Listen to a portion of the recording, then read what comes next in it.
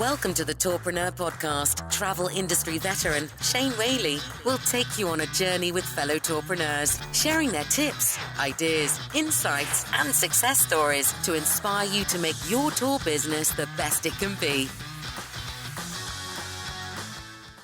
Hi, everyone, and welcome back to Arival Online, insights that matter in challenging times for operators of tours, activities, attractions, events, and experiences, all of the things that travelers do when they get there. I'm Douglas Quinby, co-founder and CEO of Arival, and really excited to have with us today leaders from 4 reservation technology companies. So we have Maria, and Maria, forgive me, I hope I'm going to pronounce this correctly, Aivalioti. Is that, how close am I? You are so close, Maria Aivalioti. Okay. So Maria, welcome, the COO of Travelotopos from Athens. We have Hjalti Baldursson, the CEO of Bokun from Iceland, Scott Zimmerman, the CEO of Xola, and Kory Fawcett, the CEO from Zaui Software. I think, Kory, you're in Canada and Vancouver or nearby. And Scott, are you in San Francisco in the Bay Area? Correct. Yep. Yeah, fantastic. So we have a lot to talk about on kind of the role of ResTech in the current situation that we're going through and what is going to be the future of the ResTech landscape. What should operators and also distributors know? How is this landscape going to change? What does this mean for all of you? You know, what are you seeing? Like, what's happening? And are you seeing any indicators, any signals? Are there places where bookings are happening? Are you seeing people, searching? What do you see across the systems that you're looking at and your clients? What's happening? So, Hjalti, I'll start with you. I see you nodding your head a little bit. Yeah, we're in a pretty unique position because we're a global software, so we have customers in almost every country. And I looked at this, the data this morning, and I'm simply not seeing an uplift in any country out of the 180 countries or something like that. Because I was primarily looking for Asia, because we've seen positive signs from Asia in terms of air traffic and other general positive news, but right now, it has not translated into bookings, as far as I can see. Maria, what about you? You seeing what has the impact on your business been total? Are you seeing any bookings or any positive signals? We have received plenty of cancellations, and for about 2 or 3 weeks, we have a complete freeze of reservations. But what I see. More and more travelers trying to reschedule their reservations. So I think this is an indicator that people want to travel. They don't want to cancel. So they have in mind that they're going to travel again. So in my opinion, it's really hard to make predictions right now because we don't even know when the airports are going to open. What we have to do is to stay calm, and from the end of May, beginning of June, we are going to see the tendency. Then we can measure what is going to happen in the upcoming season for 2020. For the reschedulings that you're seeing, is that Q3? Is it Q4? Or are you seeing people rebook for 2021? What's the window you're seeing there? Most of them are for September and October. These are the indicators I have right now. Less in 2021. But I see rescheduling. I see that. So I think this is something that has to... I'm optimistic and I'm convinced that people will travel again, will not stop traveling. Maybe they're going to change their behavior. Their expectations will be different from us and from the operators. But I'm positive and confident that they're going to travel again. So that's a really huge topic on how is this going to be different once we come out of this. And I definitely want to spend some time and come back to that in just a moment. But so Kory, just, from your side, what are you seeing among Zaui customers? Mostly the same thing. Largely, most of our customers have closed their doors, laid staff off, seasonal staff. They've gone into almost hibernation, stasis mode. What we see on our platform is we see a bit of trickling reservations come through on the transportation side off in the future. Again, like Maria's saying, September, October, November. But we would anticipate those would be pushed off or postponed as we go deeper into the summer.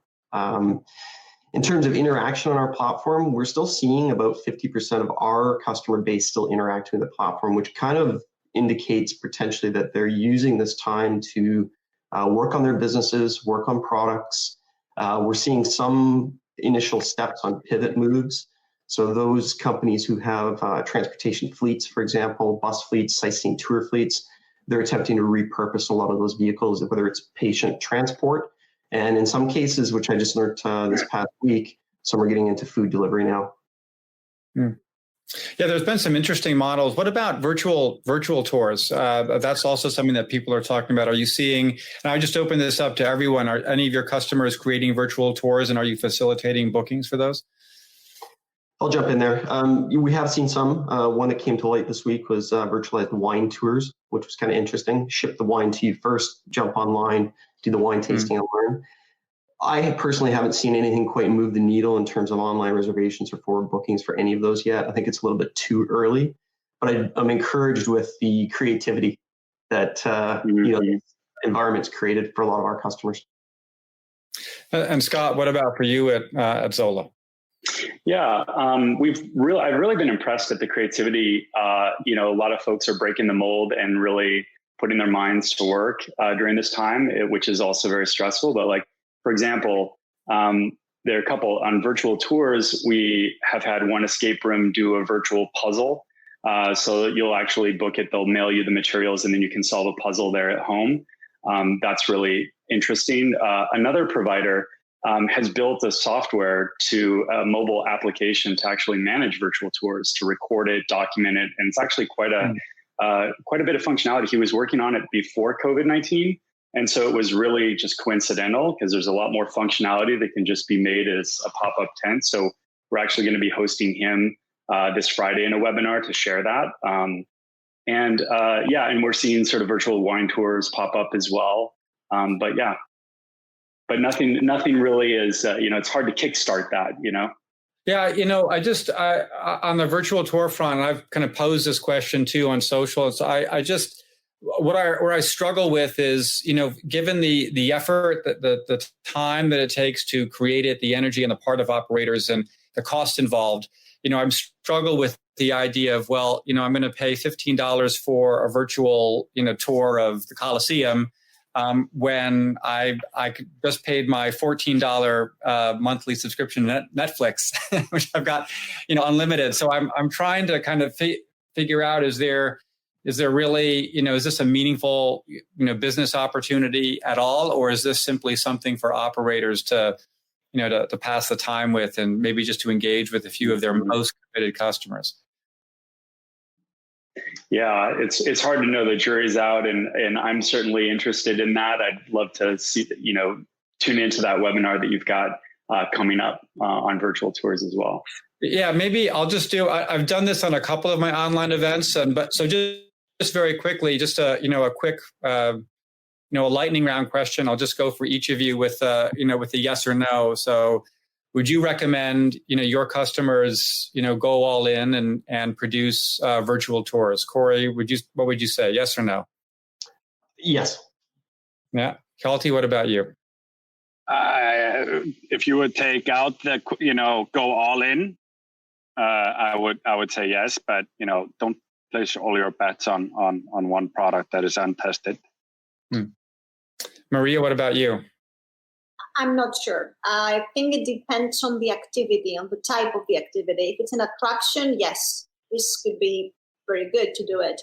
If you have a sailing company, I don't know, maybe you could use a virtual tour just to give a taste of what it would be if you do it by yourself and be there and have all the experience all the way. So I think it depends on the type of the activity. And Scott? Well, it sounds like you're be more on the yes side. Yeah, I'd say brainstorm with it. Definitely worth the brainstorm and experiment, even try it, test it, go all in. No, I think it's worth the experimentation. So.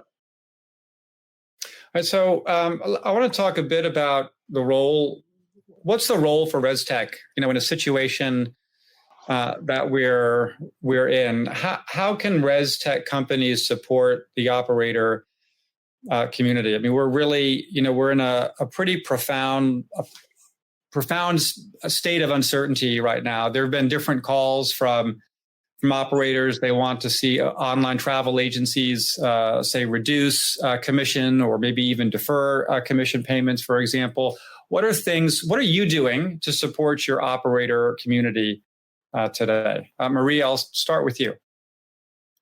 The first thing we did is to have a team of experts that come from the travel industry and to consult our operators for the current and for the next day after the pandemic. So we have created a team that assists our operators on their strategy and on their reopening plan. This is the first thing we did. Secondly, what we did is to analyze more data, to study what happened in similar situation in the past. This is the first thing we did. And then, can I just ask, has that really been helpful? I mean, if I think about the closest similar situation would be something like SARS, for example, 15 years ago or almost 20 years ago.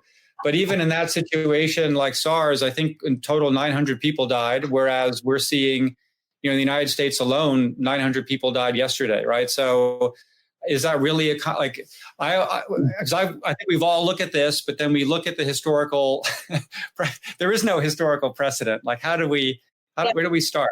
But maybe we could think of 9/11. When the airports shut down and when we were all saying that nobody's going to travel again. And we saw that people travel more. So it's not just, you don't have to go only, find similar situation. Let's say that it was like a pandemic, but I think 9/11 could be something that we can earn from. We can see the data from this past situation, this past incident, and we can kind of predict what is going to happen. So we have a strategy plan. We have a team from experts that help our operators or assist our operators for their reopening plan. We help them review their cancellation policies. We work with gift vouchers, of course. This is a hot topic right now. Mm-hmm. And sure. We examine the virtual tours and how this could be an option now for our operators. So we try to evaluate any critical situation. We are in a constant evaluation. So yeah, certainly like consulting and evaluation is hugely important, but Hjalti, let me kind of throw this to you. I think, one of the things that I thought was quite interesting. So the team at GlobalTix this week announced that they were giving their software away for free for the rest of the year, and they weren't going to charge their current customers. What about other ResTech? Can other ResTech companies follow suit? Is that something that that you guys are looking at? Well, first of all, when we get no bookings, Bokun is free. Because we charge for the booking. So it would be, I think it's an interesting perspective to come out and say, we'll not get any money anyway, so let's just make it free. But we're open to all kinds of ways moving forward. I think we need to see a little bit how this develops. I mean, we're just in the storm right now. So what is happening right now is that many countries are getting sort of not past the curve, but, starting to talk about how do we move out of this. And immediately the first thing that doctors say in quite many countries is like, hey, okay, let's just move to the new normal. in the new normal, there's no travel. Please do not, we advise against travel. So what does that mean for us? So if we think about this a little bit more holistically, what are our suppliers thinking about? They're not thinking about this. I mean, I was speaking to a few large suppliers last week, and one of the best operators I know, best operated company I know, they were thinking about, should we hibernate for 1 year or 2 years? Because we don't know what will happen next year. Will the rebound be 10%, 20%, 50%, 70%? Certainly is not going to go back to 2019 levels. And if you're operating your business based on data and you want to make a plan and you want to be profitable, then it's just not a very interesting environment to be in. So this is sort of, what our suppliers are thinking about right now. Of course, they're thinking about more tactical things as well, and we're helping them out with that. Trying to optimize their products, and some of the suppliers are engaged. We have like 500 people registering for a webinar on websites last week. So it's not like it's all doomsday, but in reality, the CEOs are thinking about their cost. How do they survive this? That is number 1, 2, 3, and 4 in all of my discussions with them. It's not on, how do I go in and get the domestic travel that will be here in 3 weeks. And I'm not saying that that's the right strategy. I'm just saying, I'm echoing what I hear from the suppliers that I speak to. Kory, I mean, what are you doing to help operators? What's the role of ResTech in that situation like we're facing today? Yeah, I think we've been trying to break that down into kind of short, medium, and long term. And the long term obviously is changing and evolving. We started reaching out to all of our key suppliers, operators, partners in the industry, even our competition, end of February, well into March, mostly just checking in to see what's happening, what are they seeing, does that align with what we're seeing throughout the industry. We helped announcing any government programs that we could see on the horizon. Would help shore up any revenue that they had within their companies for the suppliers. I mean, listen, it's a community effort the whole way through. Their success is our success. Everyone that's on this panel here is in the same boat, essentially. So it's a challenge all the way through. Going back to kind of what you were mentioning before, some of the things I'm drawing on is kind of leadership roles in terms of passing that information on to our partners. I look back and there's some similarities to the .com that I remember. 9/11 comes to mind, SARS, since we had that in Vancouver and Toronto here. And SARS in Vancouver here, not many people remember that because it was so small, but it actually cratered the industry for a year and a half here with the hoteliers. And a lot of our customers in those areas rely heavily on hotels, concierge staff, et cetera, for bookings and advanced bookings. So passing on as much information as you possibly can to disseminate that and learn from that is kind of the short, medium term. Long term will be, how do you actually rebound from this? This feels like a market compression to me, and how far it's going to compress, we don't really know. And how elastic your companies are on the other end are going to guarantee the rebound that you're going to have. As Hjalti pointed out, is for us, it's about cash flow, essentially cash flow and burn rates, and really controlling that. And that should be a message for all the suppliers in the industry also, is to monitor that heavily, understand it, but be positioned for a rebound when the rebound actually comes, and watch for market signals for when that actually happens. So Scott, Maria brought up the question of, vouchers and I think gift cards. It's also been a pretty hotly discussed topic. Do you see that as something that operators should be pursuing? Is that an area where ResTech companies can help operators? Absolutely. I think, speaking to what Kory just mentioned, cash flow is a big piece of this. That's what everyone's grappling with. We have functionality around store credit and gifts. With store credit, it's a way to keep that revenue in the business, and it's sort of open to be redeemed at a later point in time. We've very much encouraged providers to take advantage of that functionality. And we see many people do that really with great success. I think there are exceptions in terms of how If there's international arrivals and travel, there's cancellation full refund that has less utility. There's a lot of domestic consumption of tours. And so there's a good portion of our bookings that really we see folks using store credit. When it starts to get immediate, sort of all of our outstanding bookings that we see across the platform, about 50% of them are within the next 2 months. So that is really the most vulnerable sort of subset of bookings to manage, whether it's cancellation, full refund, store credits, or rescheduling. And we really have seen far less activity touching anything beyond 2 months. It's really been in the month in front of us. And so it may continue to be a rolling process. But I think folks are beginning to see Europe easing or speaking about easing, containment measures. And I think folks are hopeful that the US will soon follow. No one has a crystal ball on that, but I think that really it's been the most immediate bookings, the 4 to 6 weeks in front of us that we've seen the most activity. And then I think there's a watch and wait for the rest of the bookings. So just on the issue of kind of vouchers or store credit, though, what happens in the case where the operator, there's a possibility, they may not be around in 6 months. What happens at that point? It's kind of like adding basically more liability to the books for the operator, or in the case of, in the case where the reservation system, their payment model where they're really the merchant of record, say with Stripe or another payment provider, is there a risk of liability that would then fall on the reservation system as well? Yeah, I think that, any deferred income or outstanding, payment for services not yet rendered is an outstanding liability in any way, shape, or form, as you point out.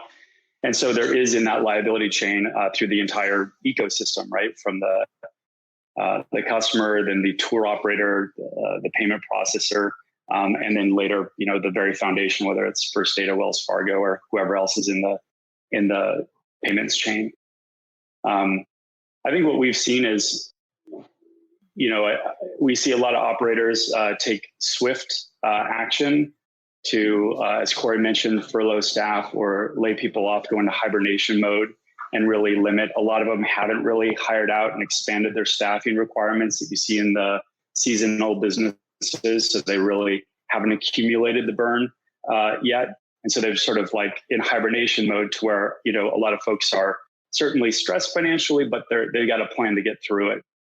And I think that if the containment measures last until, say, early May and start to ease, that's a more promising sign. I think a lot of if there's containment measure that goes on for 4 months, then I think a lot of businesses outside of travel and travel are going to be in trouble. So what about, we're hopeful that that'll be earlier. There's been a lot of discussion in among our industry and certainly in our online events on, the future of the operator community. So what about the future of ResTech? So there's, by our count, there's upwards of 150 of you guys, out there of ResTech companies. A lot of them are kind of small, kind of homegrown or kind of family-run operations, but you have many that have raised a lot of venture capital. A lot of them with kind of payment models that, like in the case of, like Hjalti said, where you only get revenue when there are bookings. So I would imagine that there's a lot of stress that's on the ResTech community as well. Hjalti, what's your kind of view on the future of this landscape? Are there going to be a lot fewer than 150 ResTech companies when we come out of this? I would think about it a little bit differently. Of course, the same principles apply to us as other businesses. We need to pivot, we need to be nimble and agile, and we need to go essentially where the business is. I think we have to also think about that there has been a lot of consolidation in the past 2 years. As an example, for channel management, Bokun has around 72% of the connected products on Viator and TripAdvisor. So quite a lot of the products that are connected and are online are already on Bokun.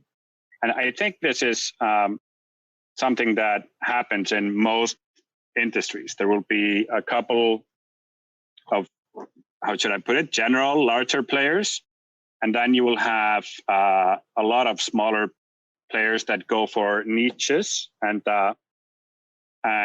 specialize in something. And there's a need for that, and we see that in most industries. And I think this will happen, and I hope it will happen. And I don't think there will be fewer players servicing our industry. I think there will be more, because it's a very interesting and rising industry that is really only taking the first steps. I mean, it's a fairly new industry. It's not like the hotel industry, and it's much more diversified and in many ways interesting, in my opinion. So what I think will essentially happen is that we'll have a few maybe larger ones, and then a lot of smaller ones that will accommodate the needs of the supplier. And by the way, I think many of these software companies will need to downsize. That's clear. Just like any other companies in the world, they need to downsize. But I still very well remember how powerful, for example, Bokun was when we were only 10. And we could do a lot of things that nobody else had done before us. You don't really need to be, a 1,000 people or 1,000 person company to be innovative and disrupt the industry. So I think as long as there is growth in our industry, it's interesting, and there is probably going to be growth. And I think we'll see a lot of development and new companies coming into the industry in the next 2-3 years, because I think the suppliers are more open now to innovation than they maybe were a few months ago. And we saw this quite well after, the ash cloud in Iceland and drop-in tourism there. Exactly the same, or maybe not exactly the same, but the same principles that, you can really innovate and do new things in an environment like this. Maria, so you representing, I think, one of the smaller companies. If I recall, you had, I think, fewer than 15 employees the last time that we spoke. How do you agree with Hjalti? How do you feel about your position in the market, given everything that's going on?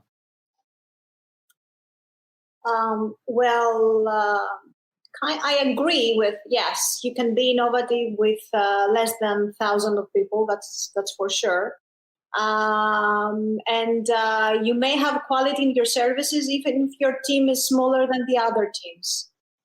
So when an operator decides which booking engine or reservation software is going to choose, he's going to examine the support, for example, the quality of the support, because I think the features and the systems are kind of the same. We are similar. So the agreement, the contract, who collects your money, the payment fees is one of the core things someone is going to examine when deciding which system to choose.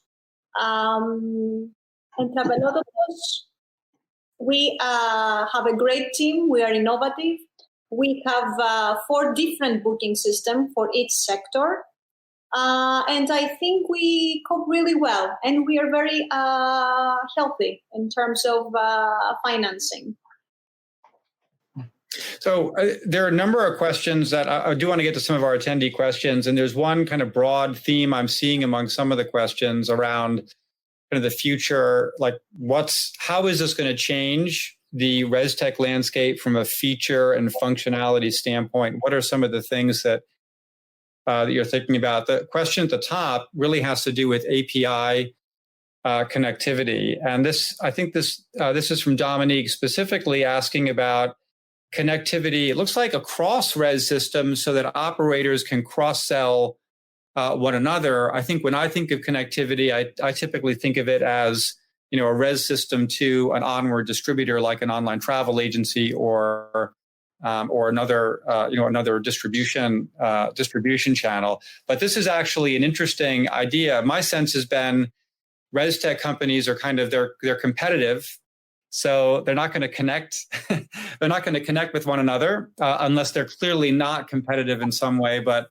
Kory, what's your view on connectivity in a post COVID landscape? Is this going to increase? And would you build a connection to a direct competitor of yours so that one of your customers could cross-sell another operator's product without having to go through an OTA? Yeah, for sure. So it's probably no secret, I'm a huge advocate of that. We started about 3 or 4 years ago doing just that in the industry, building into competitor systems, but also mostly driven by the demands of our customers in geographic locations. So for example, in New York, if we're selling sightseeing tours, it's often that same supplier is also selling tickets to the sightseeing tours that they have partnerships with, for example, right? So in a post-COVID world, I'm a huge advocate that the first thing that's going to come back is local and domestic tourism. I think if I was living in Paris, for example, it would be awesome if I could actually go to the Louvre and not be surrounded by 100,000 people. That would be an experience that I would love to enjoy. Same thing in Rome. So the ability to have API connections across platforms, I think, is here already. It's just not as prevalent. It could be one of the driving forces that come out of post-COVID. The second part, just to go back to your question with Maria, is some of the things that we're seeing as opportunities to build onto the platform is virtualization, introduction of any of that type of stuff. So we're seeing a lot of our suppliers and customers now learn how to work remotely, and what type of tools are they going to need to do that. There's a huge opportunity for remote res staff, res agents. I think there's an opportunity there. There's going to be tools that come out of that. I think the other big challenge that we see right now is the coming part of the seams is cancellations, refunds, and the massive volume that we've seen across our platforms as a result of that. There's new tools, there's new innovation that has to be done there.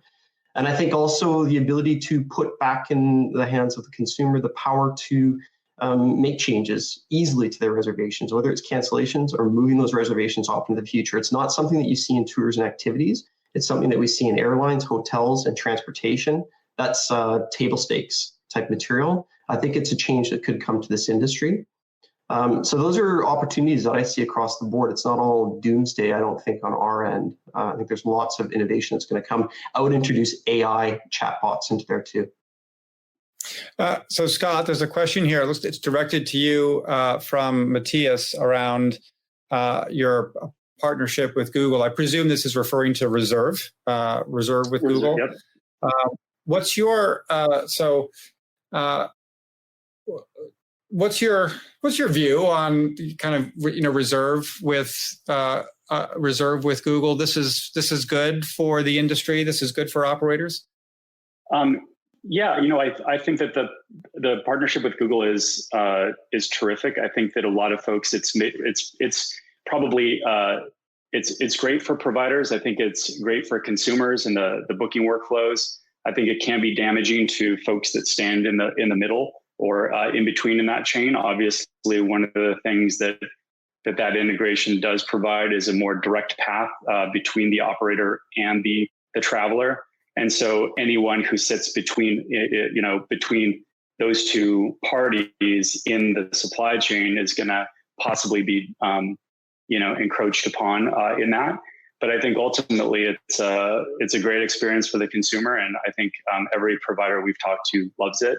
So I think it's healthy, and I also think that the way Google has approached integration is fundamentally different than other partners in distribution ecosystem. Just how the mechanics of that integration really does permit things like dynamic pricing, like yield management, or any sort of algorithm that might sit on the supply side as it translates directly to how that reservation might work to the consumer.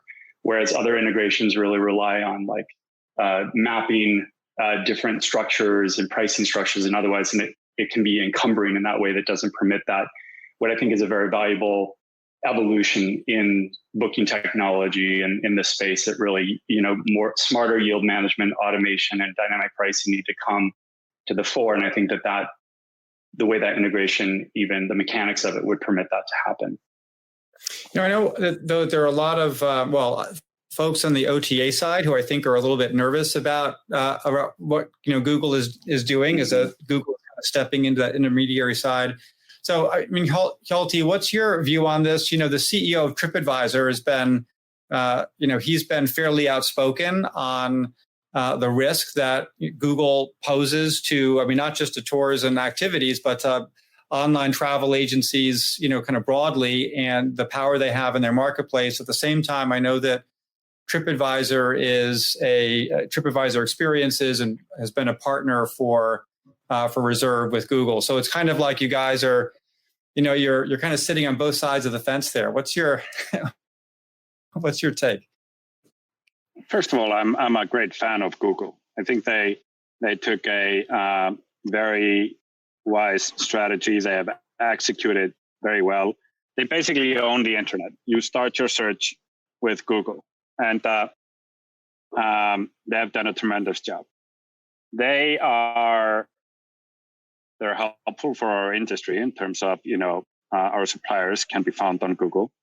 They are, of course, not a charity. So they're not here to, take their money and hand out to others. They will want a bigger part of the pie. And that is simply the reality. And if the others don't want them to take over, they need to fight back a little bit and be more clever than them, which is not easy because these are bloody clever people, and I'm a big fan. That was definitely a complimentary answer. But I've certainly heard from plenty of people from our industry who are pretty concerned about their plans there. Anyone want to chime in with a different point of view? What should operators? Maria, do you have a perspective on this? Like, if I see it now, like in the sense, okay, if I can get a booking through Google, and right now Reserve isn't charging a fee to the operator, that's great, but that's not always going to be the case, especially as Reserve grows and you have another big player that can begin to really control the market. What are you guys looking at working with Reserve with Google, and what's your advice to operators there? Definitely, we're looking to work with Google. Definitely. I think they are going to be one of the greatest players in our sector. And I think, I totally agree with Scott. Google opens up the way to yielding, something that we do not do in our sector. So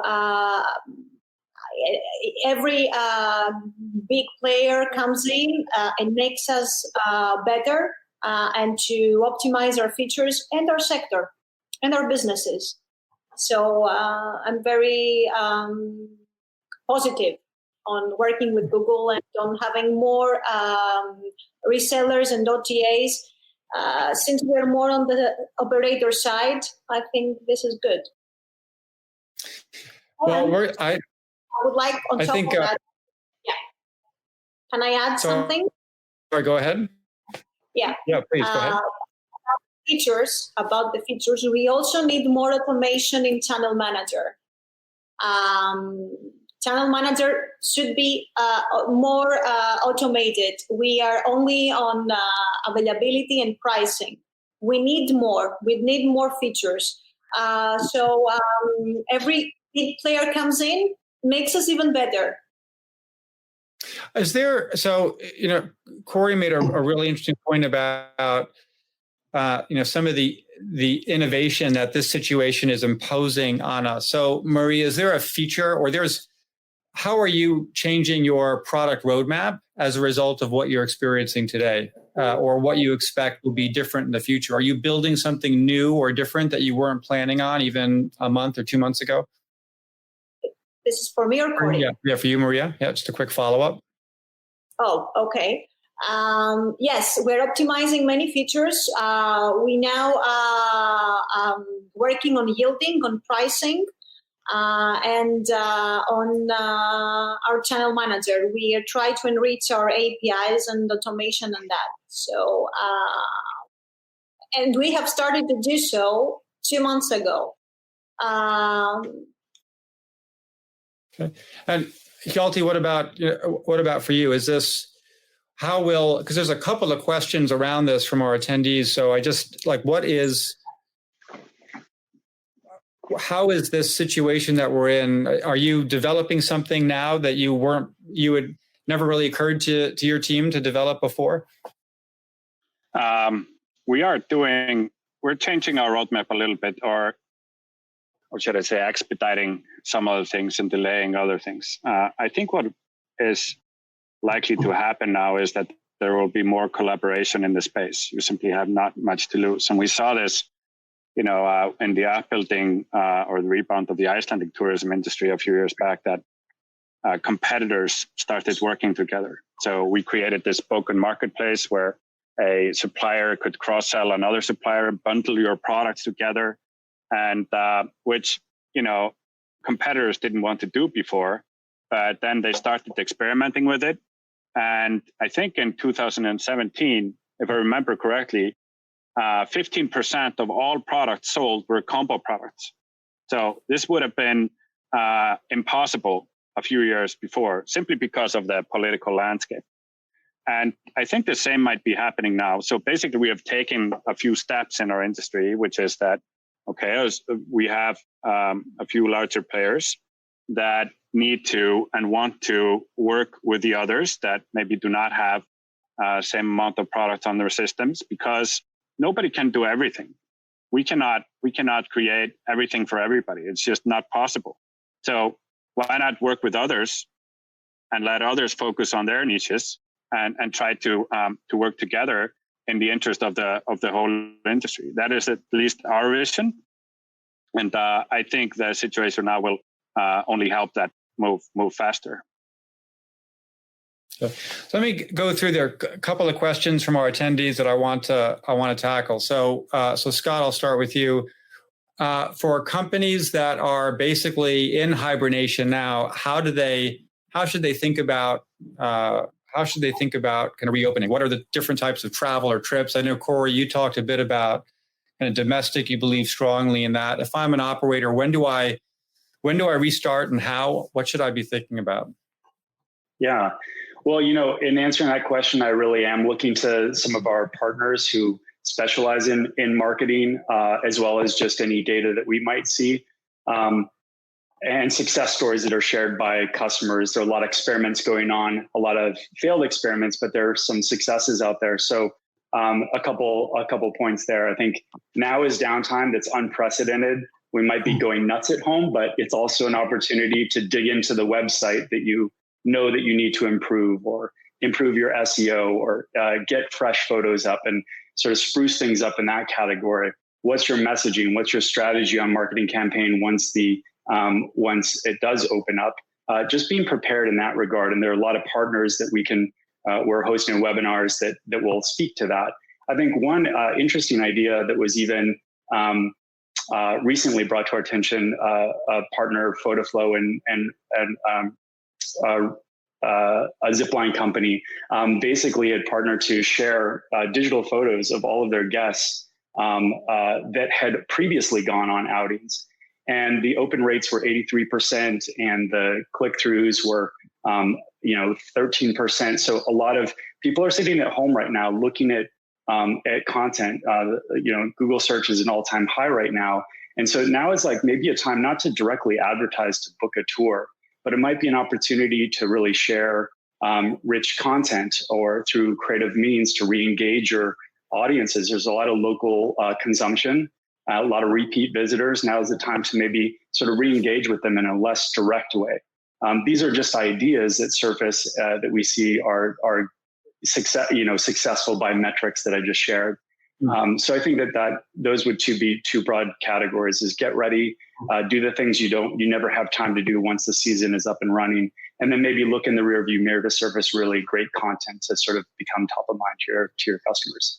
Yeah, there's an interesting question here from Abdul about kind of the nature in which travel might change in the future, especially around attractions, if we have to implement social distancing just as a matter of course as travel is eased. Maybe Kory, I know you work with a lot of ferry companies and transportation companies, so higher volumes in compact spaces, or so if suddenly a ferry or a bus operator, they have to abide by social distancing, is there a role for tech to play where you can kind of space people out? You're optimizing when people are coming.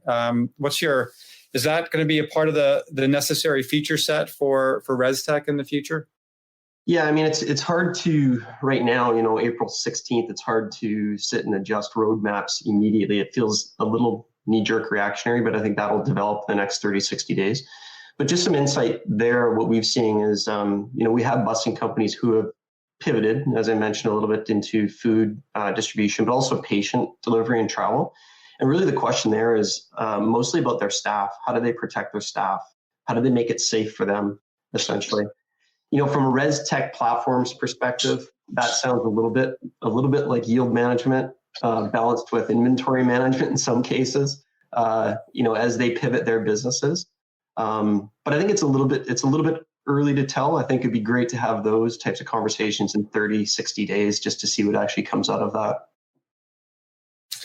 Anyone else have a perspective on this, like social distancing features? Is that something that you're looking at, Hjalti? Is that something that you guys are looking at Bokun? I think it's just obvious that there will be requirements for social distancing. And what we're also seeing is that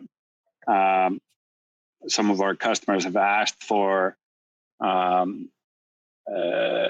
did they put this, on their websites that they're, what was the word, social distancing friendly or something of that nature already. How this is going to play out from a tech perspective, I just don't know. But I'm sure that the new normal is much closer to some distancing than before. I just don't think people were very, or at least not people around me, were very much thinking about diseases and how this spread so fast. And I think now that's in our head and probably will be for a long time. So, I think about some of the most popular attractions and the lines that I've waited in to get into them and what that's going to look like, in the future. I mean, Maria, if we have to, if the Acropolis has to observe social distancing, what is it going to look like for us to experience that? Is that something that you're thinking about at Travelotopos? Of course, we have informed and we have prepared our operators on implementing the social distancing, and the technology can support that with the time slots and the availability. So definitely the next day won't be the same like the previous one. We have to be prepared, and now reservation systems and channel managers are playing a great role on that. So yes, this is something we have prepared and informed our operators. Yeah, well, so we're just about the top of the hour. But I've got just a couple of quick questions I want to wrap up with. So this is for you, Scott. There's actually several people who are asking for the link to your webinar on virtual tours on Friday.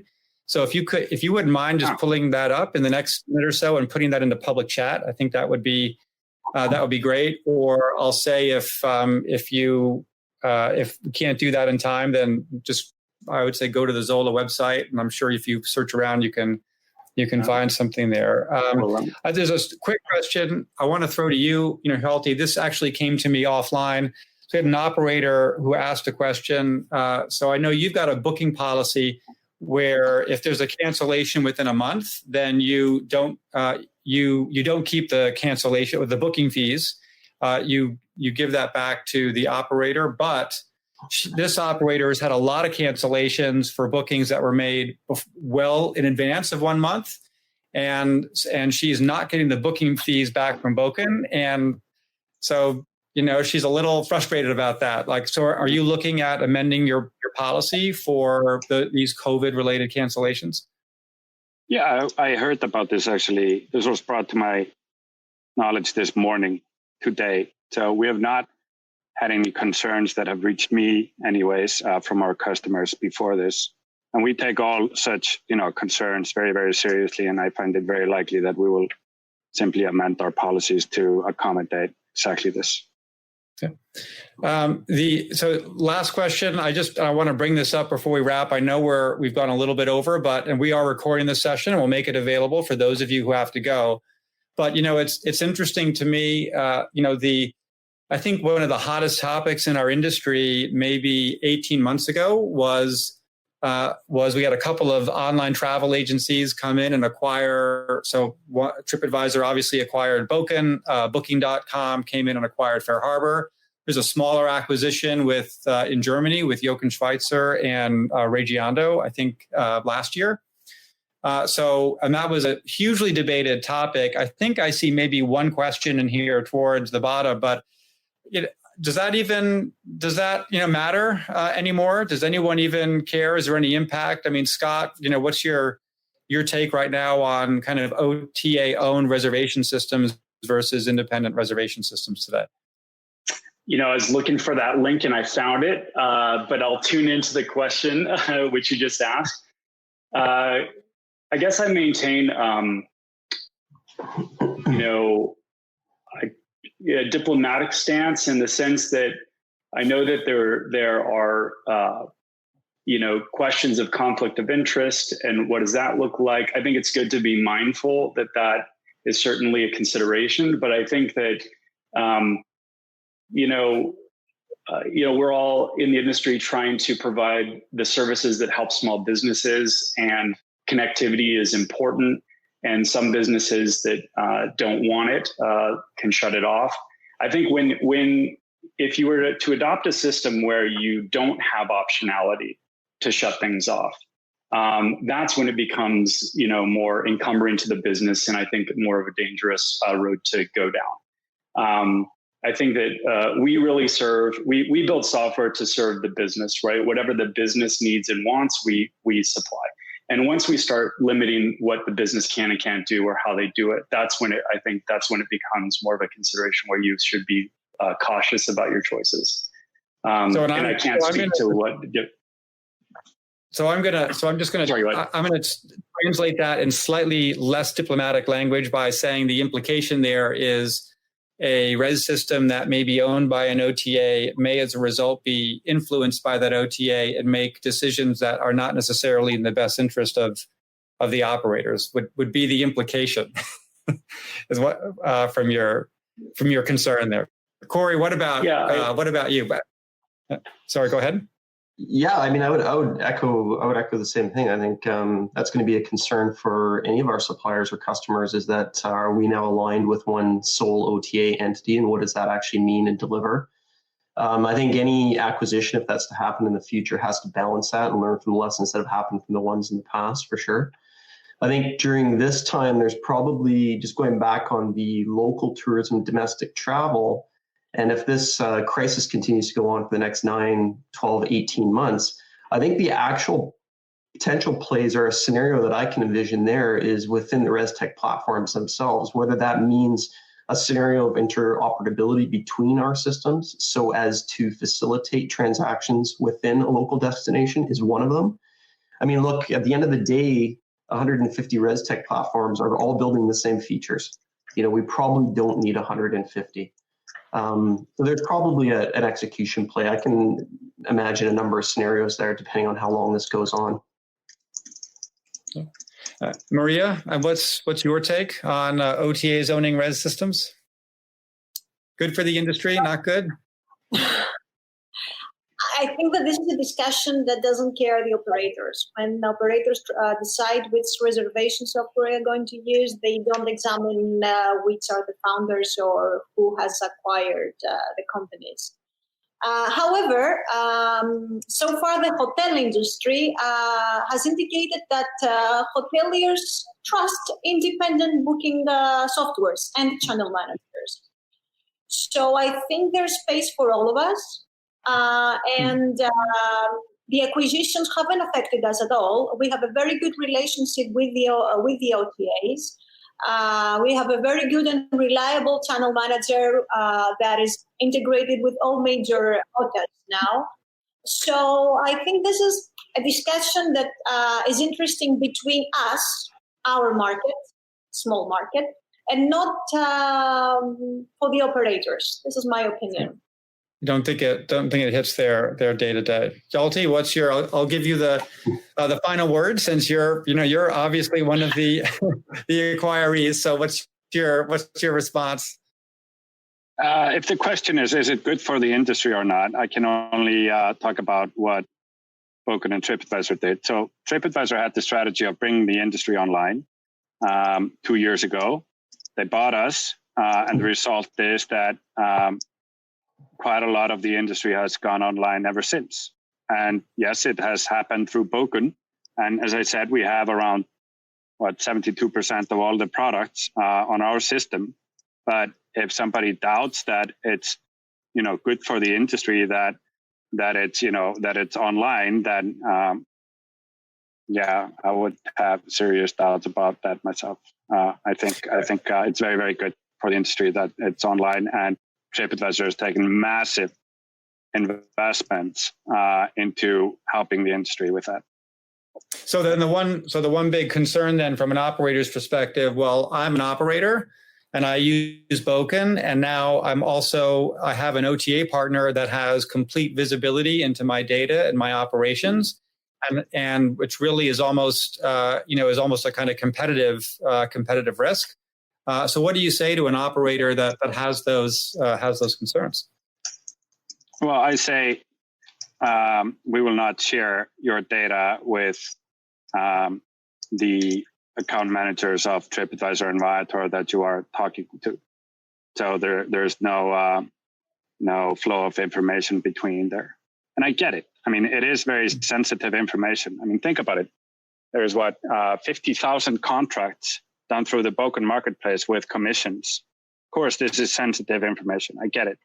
And it would be very hard for a company that is negotiating with an OTA their commissions if all the commissions for everybody else. So we have said this publicly. We do not share this information, and so far this has not been an issue for us. It's more an issue for the media and others who want to talk about this, which I'm glad that you're doing, actually.